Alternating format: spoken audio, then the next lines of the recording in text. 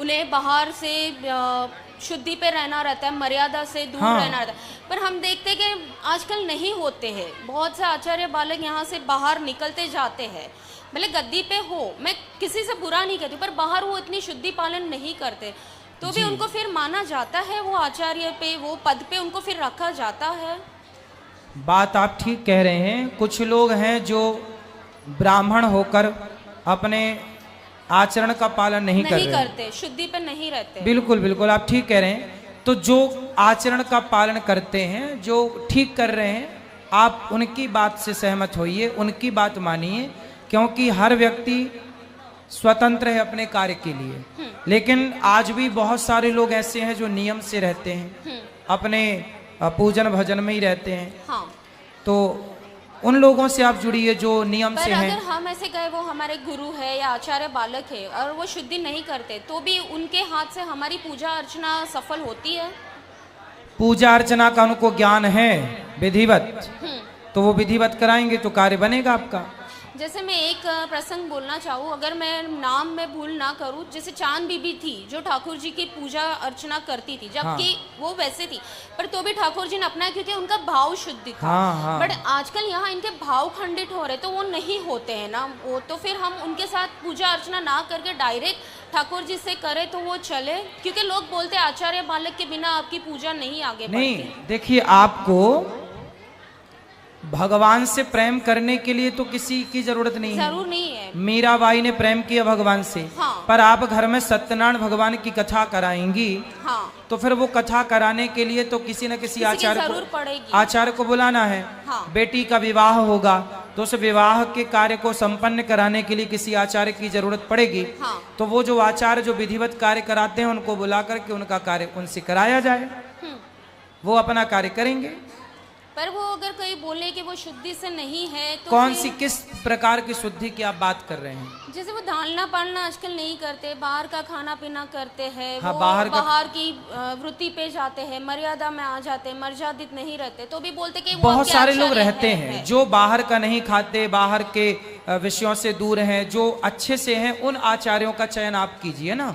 मैं वो नहीं कह रही हूँ कि करे, बट जो हमारे आचार्य जो हम पहचानते हो, अगर वही वो धारणा से बाहर हो जाए तो फिर उनको समझाओ वो कि बोलते आप दोष कर रहे हो, आपको उनको नहीं बोल सकते। जैसे गोस्वामी बाल के है, हम बोलते अब जैसे वो लोग गुटखा खा रहे हैं, हाँ, तो आप बोल सकते हैं कि जी आप गुटखा खा रहे हैं, कैसे? बाहर का होटल का भी खाना चालू कर दिया आजकल, तो बोल सकते, तो बोलते आप दोष कर रहे हो उनको बोल के। तो फिर आप, इसलिए कहता हूं कि हमारे यहाँ ब्राह्मण जो हैं वो पहले भिक्षा मांग करके अपना गुजारा करते थे, और ब्राह्मण का एक ही काम था, केवल पढ़ना और पढ़ाना।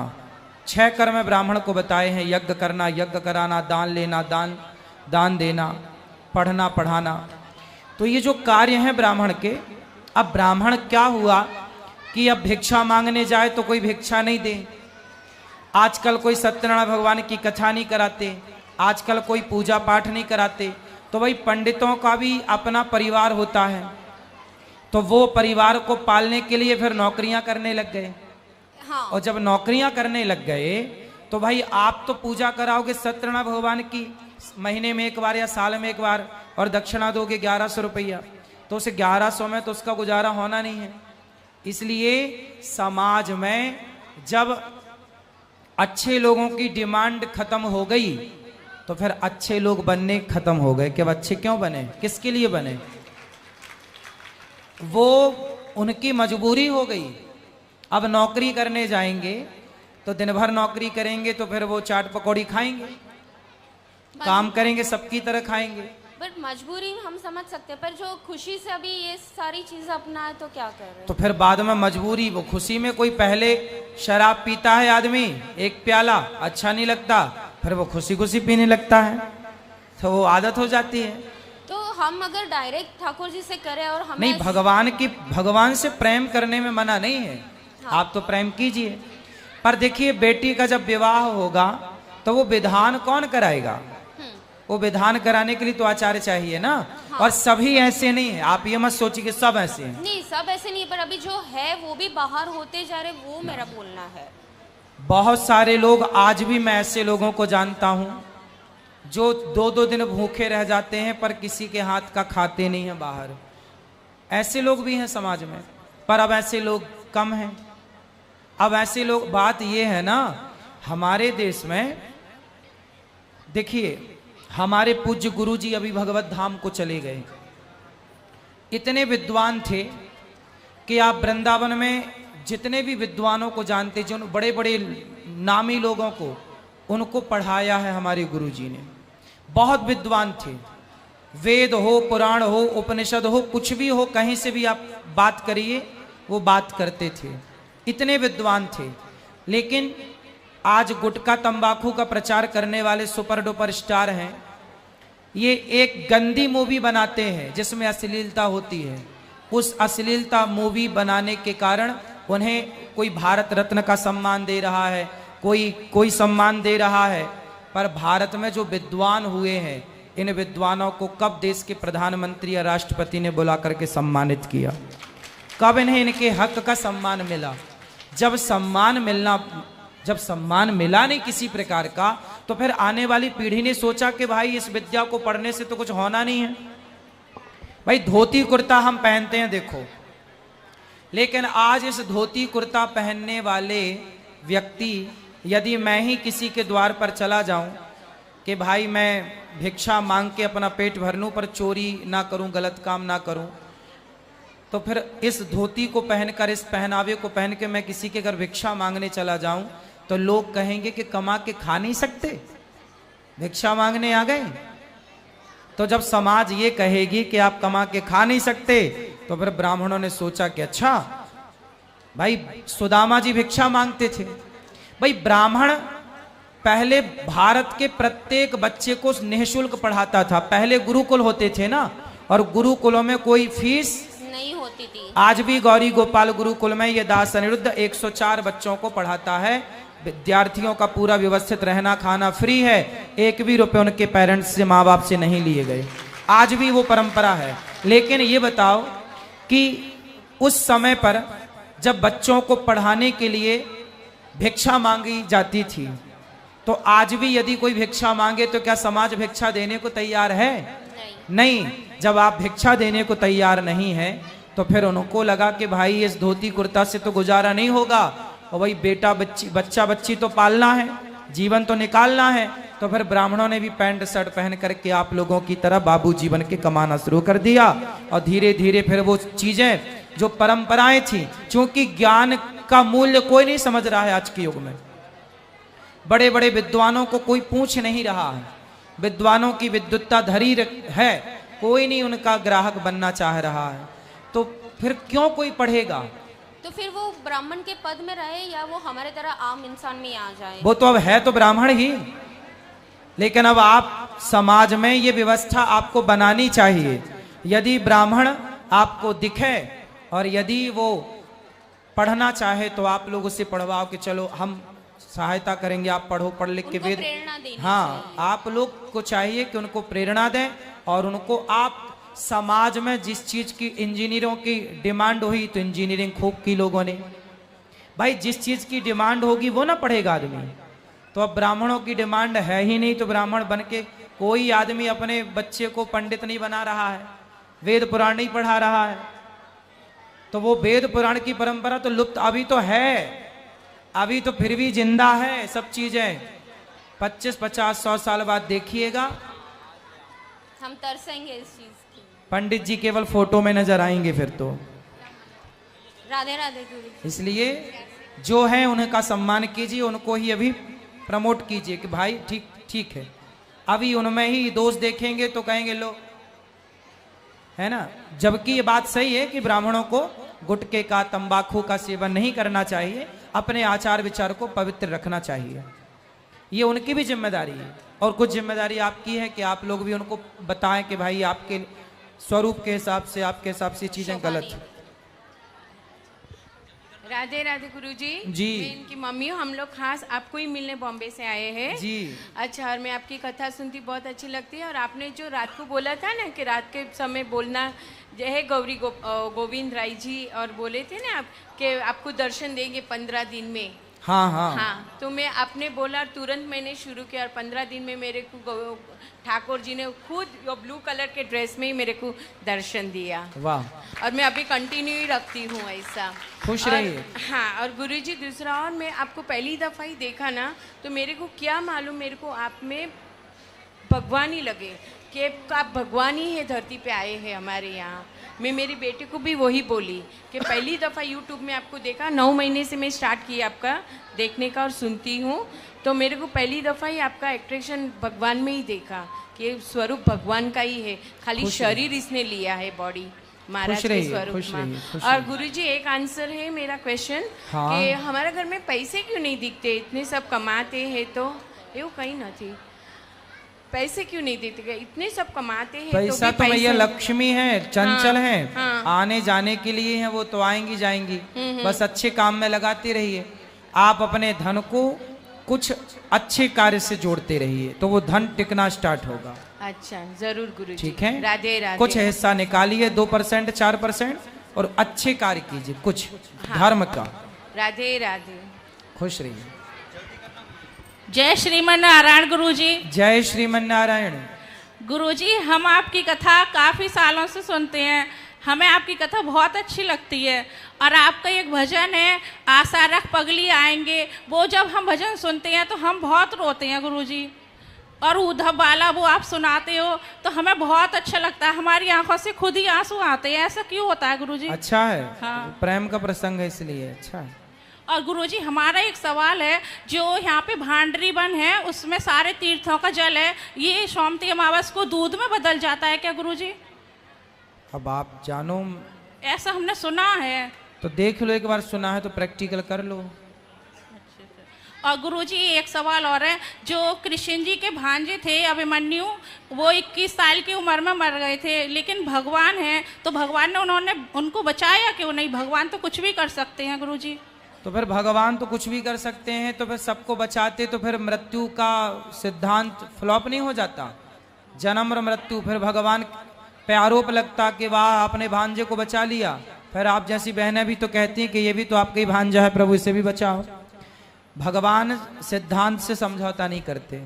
मृत्यु लोक है तो यहाँ मरना ही पड़ेगा।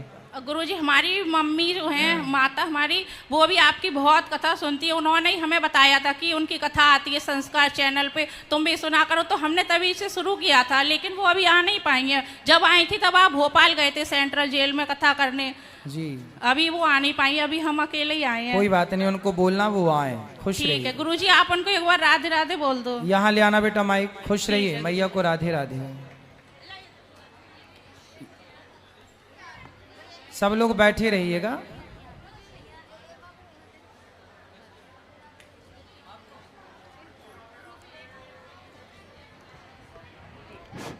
गुरु जी के चरणों में कोटि कोटि प्रणाम। खुश रहिए।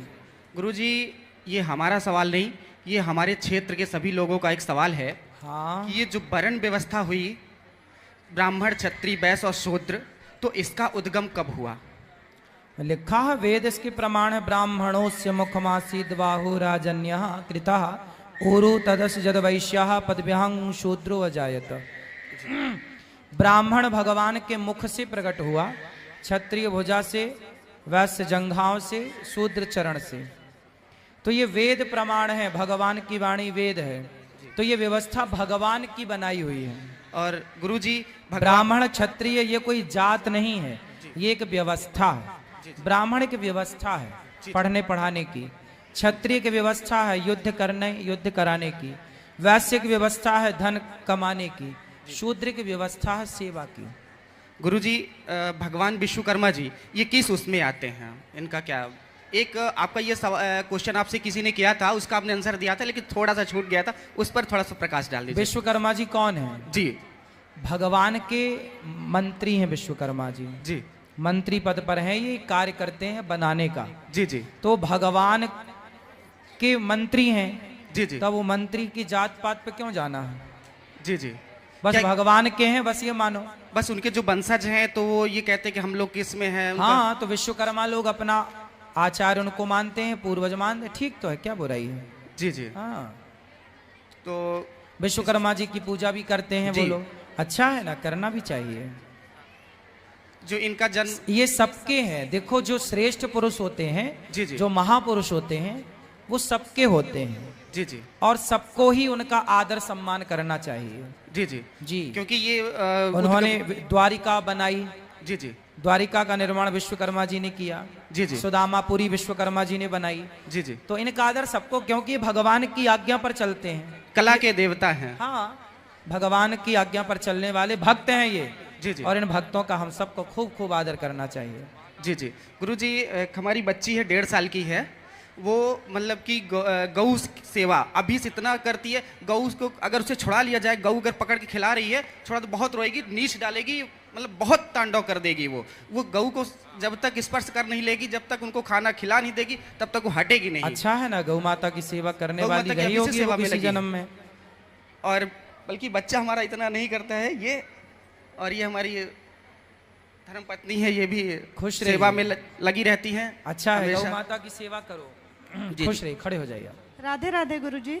जी, मैंने यहाँ से वृंदावन से लड्डू गोपाल लिए हैं, तो जैसे मैं कहीं जरूरत से कहीं बाहर 2-4 दिन के लिए चली जाऊंगी तो उनके भोग वगैरह हाँ जैसे हाँ, नहीं लगा भोग पाऊंगी। बच्चे लगा देंगे घर में। नहीं, जैसे सब लोग घर से चले गए तो फिर कोई तो फिर अपराध मानसिक पूजा आप कर लिया करो।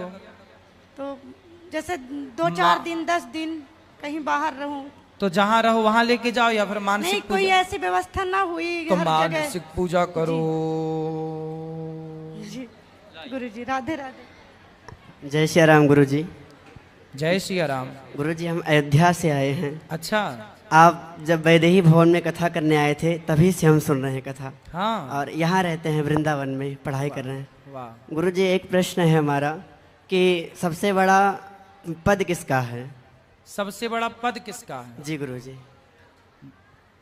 किस क्षेत्र में भगवान का सबसे बड़ा पद है? जी गुरु, जैसे इंद्र का, मनुओं का, और नहीं, ब्रह्मा। सबसे बड़ा तो भगवान ही है, सब तो उनकी शरण में है। और गुरुजी, एक प्रश्न और है कि हमारे परिवार में यदि कोई मर जाए तो उसका पोथी होता है, तो यदि हम करें पाठ और जो दक्षिणा है उसकी किसी ब्राह्मण अथवा आश्रम में दे दें तो क्या कल्याण हो जाएगा? परिवार में जो उनके आचार्य हैं, कुल गुरु, वो करें। जैसे कुल गुरु की वृत्ति क्यों लोगे आप? इसलिए जिसका जो काम है उसको वो काम करने दो। यदि आपके भी कोई कुल गुरु हैं तो घर में आप किसी आचार्य को बुलाकर कोई पूजा भले कराओ, पर कुल गुरु को कुछ ना कुछ दान दक्षिणा करनी चाहिए। जैसे गुरुजी, हम पाठ करते हैं तो देखते हैं बहुत से ब्राह्मण करते नहीं हैं, तो कुछ मतलब बैठे रहते हैं, सोचे कि घर वाले बोलते हैं तुम ही कर दो, और जो दक्षिणा उसकी है वो किसी ब्राह्मण अथवा आश्रम जो में। कोई अच्छे ब्राह्मण हो, योग्य हो, उनसे कराओ पाठ। जी गुरु। ऐसा थोड़ी है कि सभी नहीं करते, नहीं नहीं, नहीं। करने वालों से कराओ। ठीक गुरुजी, ठीक। जय श्री राम गुरुजी।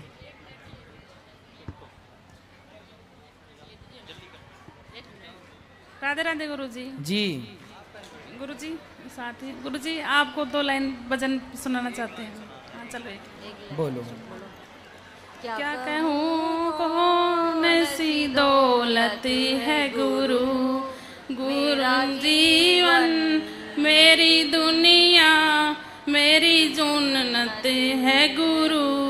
क्या कहूँ कौन सी दौलत है गुरु, बनाया इसी ने सारा जीवन, रोमे रोमे इनका साया, साया ही नहीं काया है मेरी। क्या कहूँ कौन सी दौलत है गुरु।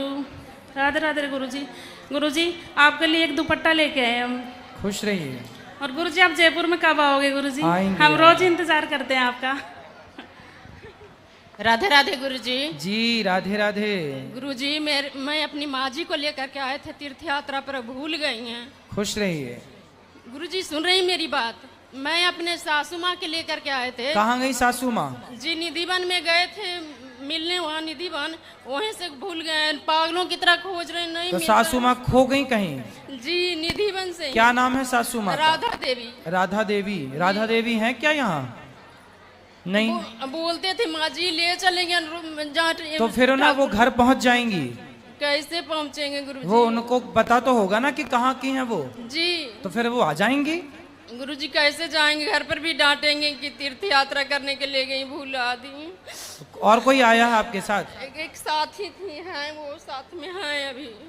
कोई बात नहीं, भूल गई होंगी, सब बहुत सारे लोग भूल जाते हैं, पर वो थाने में नाम दर्ज करा दी हूँ। हाँ, पर वो पहुंच जाएंगी घर वालों से संपर्क में हो जी। तो घर कब खोई वो?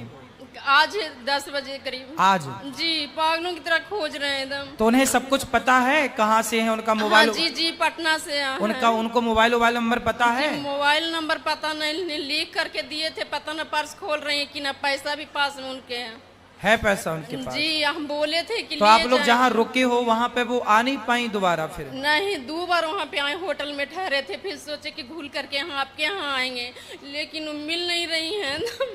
चिंता ना करिए, वो पहुंच जाएंगी घर, कोई ना कोई उनको पहुंचा ही देगा, निश्चिंत रहिए, वो घर पहुंच जाएंगी सासू माँ आपकी।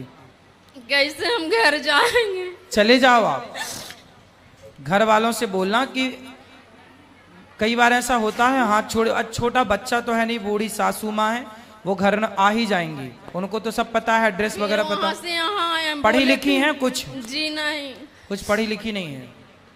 वहाँ बोले थे हम घर पे सुनाते थे कथा खोल करके कि माँ जी